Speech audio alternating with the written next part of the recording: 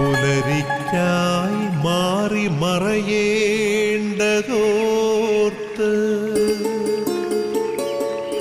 ചന്ദ്രനക്ഷത്രാദികൾ വിതുമ്പുമ്പോൾ മാറ്റമില്ലാതെങ്ങും വിരാജിക്കും ദൈവമേ, അങ്ങയെ വാഴ്ത്തുന്നു ഞങ്ങൾ. ഉദിച്ചെങ്ങും പ്രഭതൂകും പാരിലെ സൂര്യരശ്മിയേക്കാൾ പ്രശോഭിച്ചെന്നും പ്രസാദമേകുന്ന ദൈവമേ, അങ്ങേ മഹിമാവെത്ര മനോജ്ഞം. ഇന്നത്തെ പ്രഭാത വിരുന്നിലേക്ക് ഗുഡ്നസ് ടി വിയുടെ ലോകമെമ്പാടുമുള്ള എല്ലാ മാന്യ പ്രേക്ഷകർക്കും ഹൃദ്യമായ സ്വാഗതം. ഒരു മനോഹരമായ പ്രഭാതം കൂടി കാണുവാനായിട്ട് ഭാഗ്യം ലഭിച്ചതിനെ ഓർത്ത് നമുക്ക് ദൈവത്തിന് പ്രത്യേകം നന്ദി പറയാം. ഈ പ്രഭാതത്തിൽ നമ്മളെ ആനയിച്ചതിനെ ഓർത്ത് സർവശക്തനായ ദൈവത്തെ നമുക്ക് സ്തുതിക്കുകയും ആരാധിക്കുകയും നന്ദി പറയുകയും ചെയ്യാം. ഓരോ പ്രഭാതത്തിലും പുതിയ സ്നേഹം നൽകി ദൈവം നമ്മെ അനുഗ്രഹിക്കുന്നുവെന്നാണ് തിരുവചനം നമ്മെ ഓർമ്മപ്പെടുത്തുന്നത്. ഇന്നേ ദിവസം ദൈവം നമുക്കായിട്ട് ഒരുക്കിയിരിക്കുന്ന സ്നേഹത്തിൻ്റെ മേഖലകളെ ഓർത്ത് നമുക്ക് ദൈവത്തെ സ്തുതിക്കുകയും ആരാധിക്കുകയും ദൈവത്തിന് നന്ദി പറയുകയും ചെയ്യാം. പ്രിയപ്പെട്ടവരെ, ഈ പ്രഭാതത്തിലേക്ക് നമ്മൾ കടന്നു വന്ന് ഈ പ്രഭാത വിരുന്നിൽ പങ്കെടുക്കുമ്പോൾ നമ്മുടെ അമ്മയായ പരിശുദ്ധ കന്യകാമറിയത്തിൻ്റെ മാധ്യസ്ഥം പ്രത്യേകമായി വിധത്തിൽ നമുക്ക് അപേക്ഷിക്കാം. അമ്മയെ നമ്മുടെ കരങ്ങളിൽ പൂർണ്ണമായിട്ടും സമർപ്പിച്ചുകൊണ്ട് നന്മ നിറഞ്ഞ മറിയമേ എന്ന പ്രാർത്ഥന ചൊല്ലി നമുക്ക് പ്രാർത്ഥിക്കാം. നന്മ നിറഞ്ഞ മറിയമേ സ്വസ്തി, കർത്താവ് നിന്നോടുകൂടെ സ്ത്രീകളിൽ നീ അനുഗ്രഹിക്കപ്പെട്ടവളാകുന്നു. നിൻ്റെ ഉദരത്തിൻ്റെ ഫലമായി ഈശോ അനുഗ്രഹിക്കപ്പെട്ടവനാകുന്നു. പരിശുദ്ധ മറിയമേ തമ്പുരാൻ്റെ അമ്മേ, പാപികളായ ഞങ്ങൾക്ക് വേണ്ടി ഇപ്പോഴും ഞങ്ങളുടെ മരണസമയത്തും തമ്പുരാനോട് അപേക്ഷിച്ചു കൊള്ളണമേ. ആമേൻ. ഈ പ്രഭാത വിരുന്നിലൂടെ നമ്മൾ കടന്നു പോകുമ്പോഴും ആത്മീയ അന്ധരായ മനുഷ്യരെ നമുക്ക് കർത്താവിൻ്റെ കരങ്ങളിൽ സമർപ്പിക്കാം.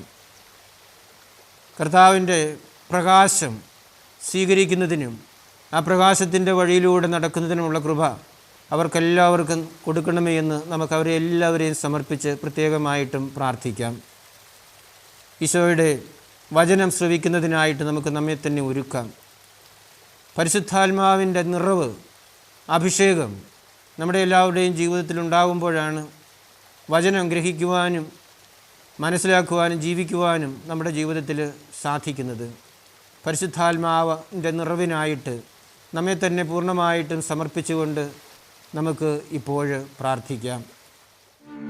തൂമഞ്ഞിൽ വിടരും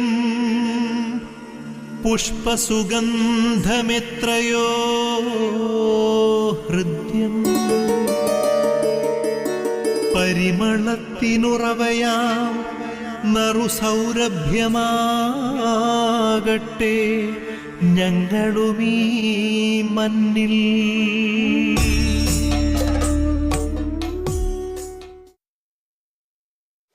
പ്രിയപ്പെട്ടവരെ, ഇന്നേ ദിവസം നമുക്ക് വിശുദ്ധ മർക്കോസിൻ്റെ സുവിശേഷം 10-ാം അധ്യായം 46 മുതൽ 52 വരെയുള്ള വചനങ്ങൾ വായിച്ച് ധ്യാനിക്കാം.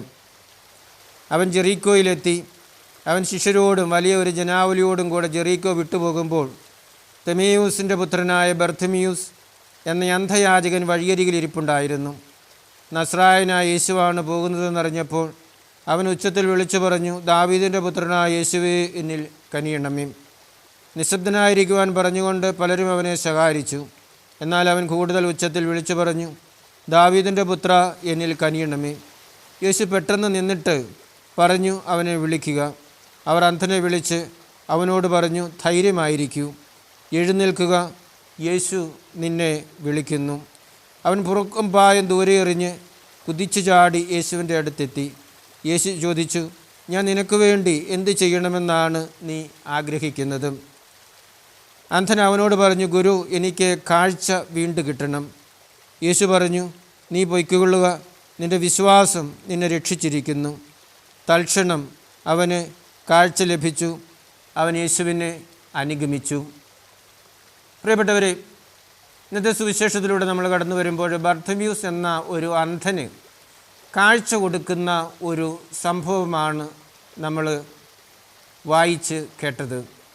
ഈ ബർത്തമ്യൂസ് ഒരുപക്ഷെ നമ്മുടെയൊക്കെ പ്രതിനിധിയായിരിക്കാം. ബർത്തമ്യൂസിന് ബാഹ്യമായ കാഴ്ച ഇല്ലായിരുന്നു. എന്നാൽ നമുക്കെല്ലാവർക്കും ബാഹ്യമായ കാഴ്ചയുണ്ട്. പക്ഷേ ആന്തരികമായ കാഴ്ച നമുക്ക് പലപ്പോഴും ഇല്ലാതെ പോകുന്നു.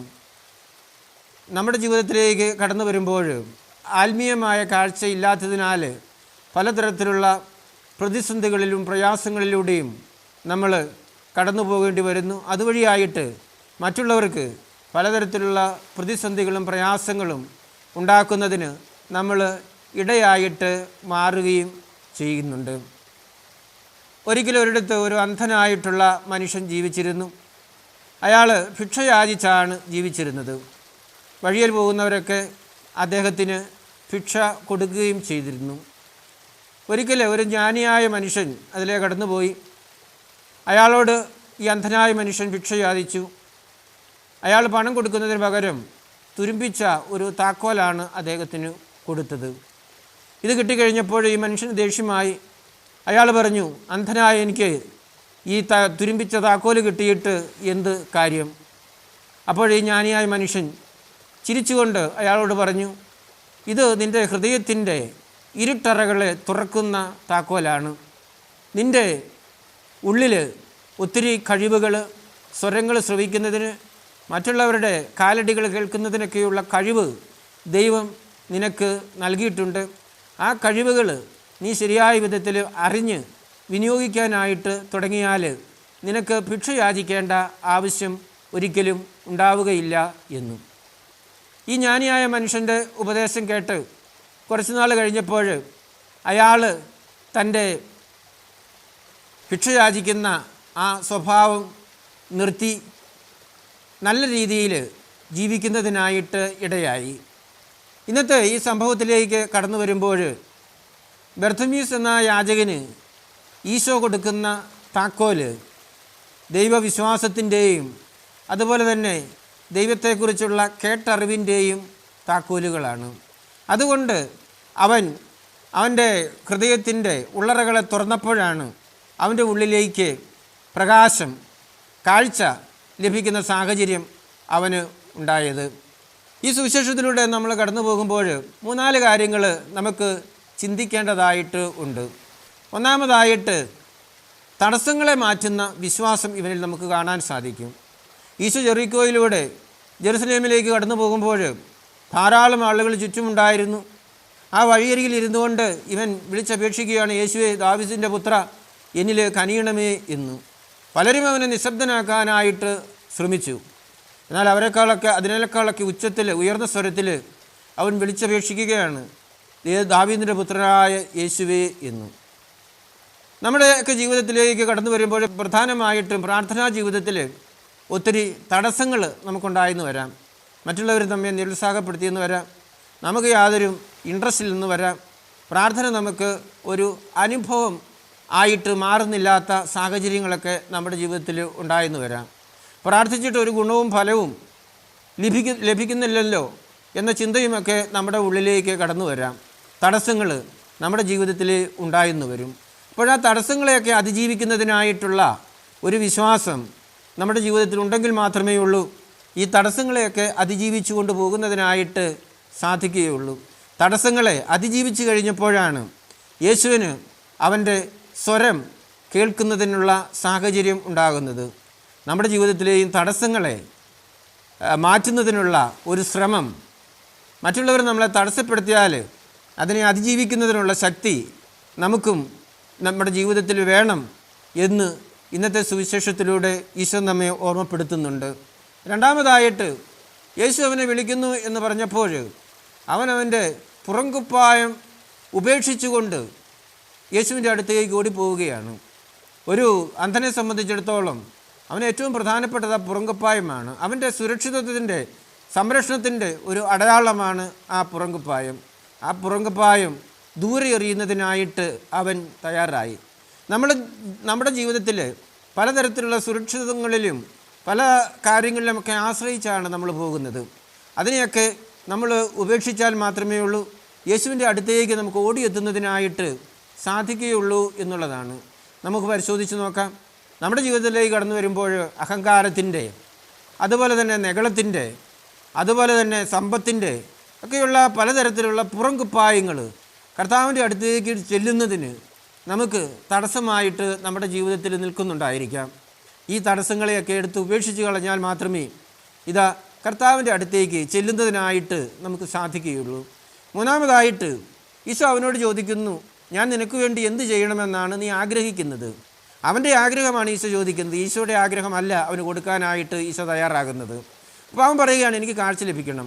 അവന് വേണമെങ്കിൽ ചോദിക്കാമായിരുന്നു, എന്നെ ഈ രാജ്യത്തെ രാജാവാക്കണം, അല്ലെങ്കിൽ എന്നെ ഒരു സമ്പന്നനാക്കണം, അങ്ങനെ പല കാര്യങ്ങൾ അവന് ചോദിക്കാമായിരുന്നു. പക്ഷേ അവൻ ചോദിക്കുന്നത് എനിക്ക് കാഴ്ച ലഭിക്കണം എന്നുള്ളതാണ്.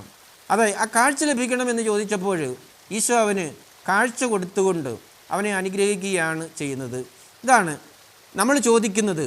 നമ്മുടെ ആഗ്രഹമനുസരിച്ച് നമ്മുടെ ജീവിതത്തിലേക്ക് ഇടപെടുന്നതിനായിട്ട് ദൈവം തയ്യാറാകുന്നു.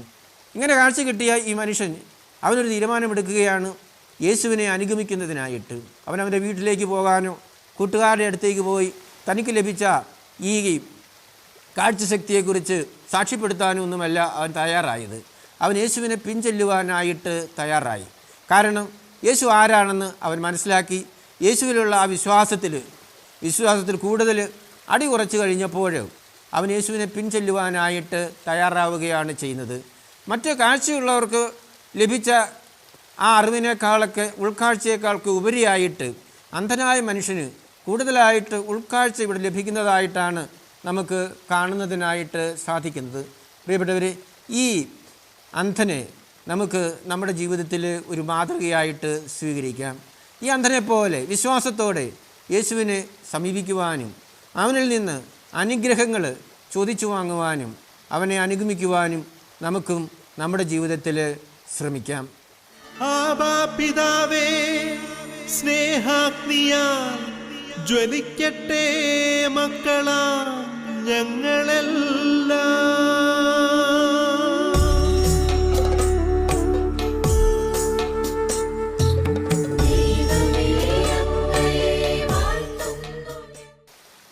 നമുക്ക് പ്രാർത്ഥിക്കാം.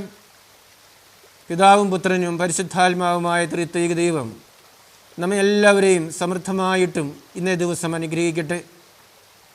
തിരുക്കുടുംബത്തിൻ്റെ കാവൽക്കാരനായ മാർ യൗസേപ്പ് കാവലായിട്ട് എപ്പോഴും നമ്മുടെ കൂടെ ഉണ്ടായിരിക്കട്ടെ. നമ്മുടെ അമ്മയായ പരിശുദ്ധ കന്യകാമറിയം നമ്മെ ദൈവ തിരുസന്നിധിയിൽ സമർപ്പിച്ച് പ്രാർത്ഥിക്കട്ടെ. നമ്മുടെ പേരിന് കാരണഭൂതരായ വിശുദ്ധർ നമ്മെ സമർപ്പിച്ച് പ്രാർത്ഥിക്കട്ടെ. നമ്മുടെ ഇടവകയുടെ മധ്യസ്ഥർ നമുക്കെല്ലാവർക്കും വേണ്ടി മാധ്യസ്ഥം വഹിച്ച് പ്രാർത്ഥിക്കട്ടെ. കാവൽ മാലാഖമാർ കാവലായിട്ട് നമ്മുടെ കൂടെ ആയിരുന്നുകൊണ്ട് എല്ലാ അപകടങ്ങളിൽ നിന്നും ആപത്തുകളിൽ നിന്നും പൈശാചിക ബന്ധനങ്ങളിൽ നിന്നും തിന്മയുടെ പിടിയിൽ നിന്നും നമുക്ക് സംരക്ഷണം ഒരുക്കട്ടെ. പ്രിയപ്പെട്ടവരെ, ഈ അവസരത്തിൽ നമ്മുടെ പ്രാർത്ഥനാ സഹായം ആവശ്യപ്പെട്ടിട്ടുള്ള എല്ലാവരെയും നമുക്ക് ദൈവസമക്ഷം സമർപ്പിച്ച് പ്രാർത്ഥിക്കാം. രോഗികളായിട്ട് നമ്മുടെ ഭവനങ്ങളിലും നമ്മുടെ സമൂഹത്തിലുമുള്ള എല്ലാവരെയും നമുക്ക് ഓർക്കാം. അതുപോലെ തന്നെ പൈശാചിക ബന്ധനങ്ങൾക്കും ദുശീലങ്ങൾക്കും അടിമപ്പെട്ട നമ്മുടെ സഹോദരീ സഹോദരങ്ങളെ ദൈവകരങ്ങളിൽ സമർപ്പിച്ച് നമുക്കിപ്പോൾ പ്രാർത്ഥിക്കാം. ഒരു കാര്യം ഞാൻ നിങ്ങളോട് പ്രത്യേകം അപേക്ഷിക്കുകയാണ്. ഡിവൈൻ ധ്യാന കേന്ദ്രത്തെയും ഗുഡ്നസ് ടിവിയെയും നിങ്ങളുടെ പ്രാർത്ഥനയുടെ ഒരു വിഷയമായിട്ട് നിങ്ങൾ മാറ്റണമെന്ന്. ഈ ധ്യാന കേന്ദ്രത്തിലൂടെയും ഈ ചാനലിലൂടെയും ദൈവത്തിൻ്റെ വചനം ലോകമെങ്ങും പ്രഘോഷിക്കപ്പെടുന്നതിനും ലോകത്തിൻ്റെ അറ്റം വരെ സുവിശേഷം എത്തിക്കുന്നതിനുമുള്ള കൃപയും അനുഗ്രഹവും ഈ ധ്യാന കേന്ദ്രത്തിനും ഈ ചാനലിൽ ലഭിക്കുന്നതിനും വേണ്ടി സാധിക്കുന്ന നിങ്ങളെല്ലാവരും ഒരു കൊന്തയെങ്കിലും ചൊല്ലി പ്രാർത്ഥിക്കണമെന്ന് പ്രത്യേകമായിട്ടും ഞാൻ നിങ്ങളോട് അപേക്ഷിക്കുകയാണ്.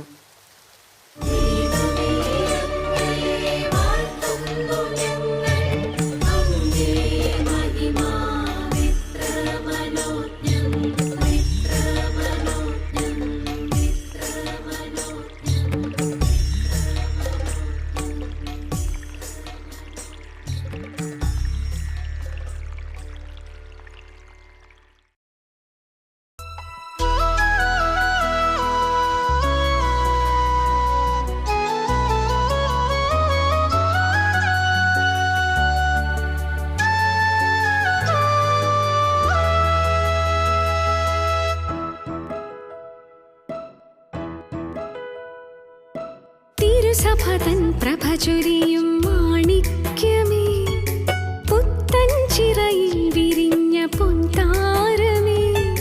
തിരുസഭതൻ പ്രഭചൊരിയും മാണിക്യമേ, പുത്തൻ ചിറയിൽ വിരിഞ്ഞ പൊൻതാരമേ. കേരള മണ്ണിലെ വരദാനമേ, കർത്താവിൻ പ്രിയമുള്ളൊരു മണവാട്ടി.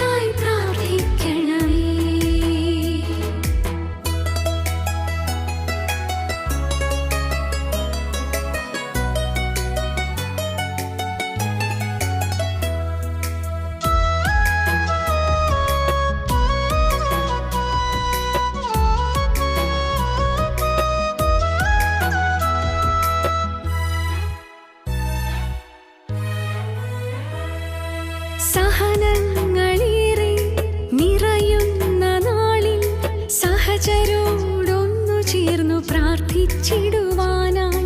പതനങ്ങളേറെ പാവങ്ങൾ ഞങ്ങളിൽ പതിവായി പതിക്കാതെ കാത്തിടുവാനായി. സഹനങ്ങളേറെ നിറയുന്ന നാളിൽ സഹചരോടൊന്നു ചേർന്നു പ്രാർത്ഥിച്ചിടുവാനായി.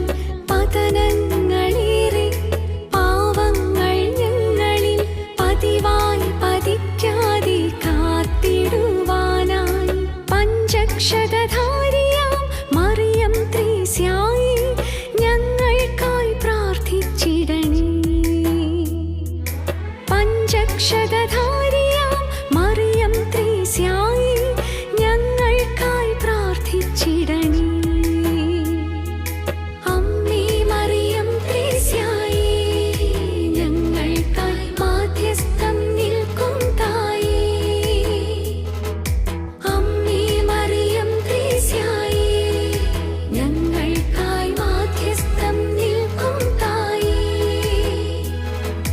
പാപികളാം ഞങ്ങൾ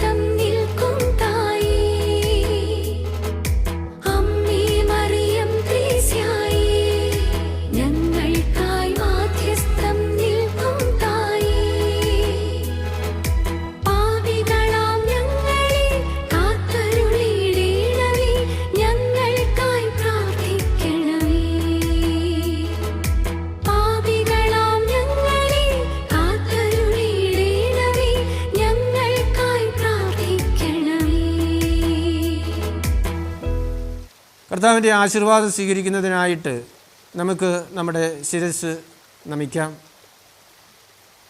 നമ്മുടെ കർത്താവ് ഈശോ മിശിഹായുടെ കൃപയും പിതാവായ ദൈവത്തിൻ്റെ സ്നേഹവും പരിശുദ്ധാത്മാവിൻ്റെ സഹവാസവും നാം എല്ലാവരോടും കൂടെ ഉണ്ടായിരിക്കട്ടെ, ഇപ്പോഴും എപ്പോഴും എന്നേക്കും.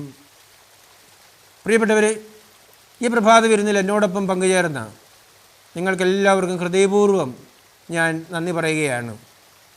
നിങ്ങളെല്ലാവരെയും ഈ ദിവസം ദൈവം കാത്തു പരിപാലിക്കട്ടെ എന്ന് പ്രാർത്ഥിക്കുന്നു. ഒരു നല്ല പ്രഭാതവും നല്ല ദിവസവും നിങ്ങൾക്കെല്ലാവർക്കും സ്നേഹപൂർവ്വം ആശംസിച്ചുകൊണ്ട് നിർത്തട്ടെ. നന്ദി.